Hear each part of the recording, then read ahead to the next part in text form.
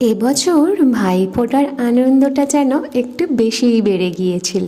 মামা মাসি ভাই বোন দাদু সবাই একসাথে। এ যেন এক আনন্দের পাহাড়। দাদা দূরে থাকার কারণে ভাইফোঁটাটা আমার সেলিব্রেট সেভাবে হয় না বললেই চলে। তবে এবার দাদু আর ভাইদেরকে ফোঁটা দিতে পেরে কি যে আনন্দ লেগেছিল সেটা বলে বোঝাতে পারবো না। সেই আনন্দটা দ্বিগুণ করবার জন্য মায়ের হাতের ছিল কর্ন রাইস আর মাটন চাপ, সাথে চাটনি আর রায়তাও ছিল। ভাইফোঁটার সন্ধে মানেই সপরিবারে ঠাকুর দেখতে বেরিয়ে যাওয়া। সেই দেখে বাড়ি এসে চলল অনেক গল্পগুজব, সাথে ডিনারও। তার সাথে ভাবলাম নেক্সট দিনেরও লাঞ্চটা তোমাদের সাথে শেয়ার করে দিই। বহুদিন বাদে মাসিদের হাতের রান্না খেলাম। মাঝে মাঝে এরকম সিম্পল খাবারগুলো কিন্তু অসম্ভব ভালো লাগে খেতে। সেদিনটা কমপ্লিট হয়েছিল সন্ধেবেলায় চিকেন পপকর্ন দিয়েই।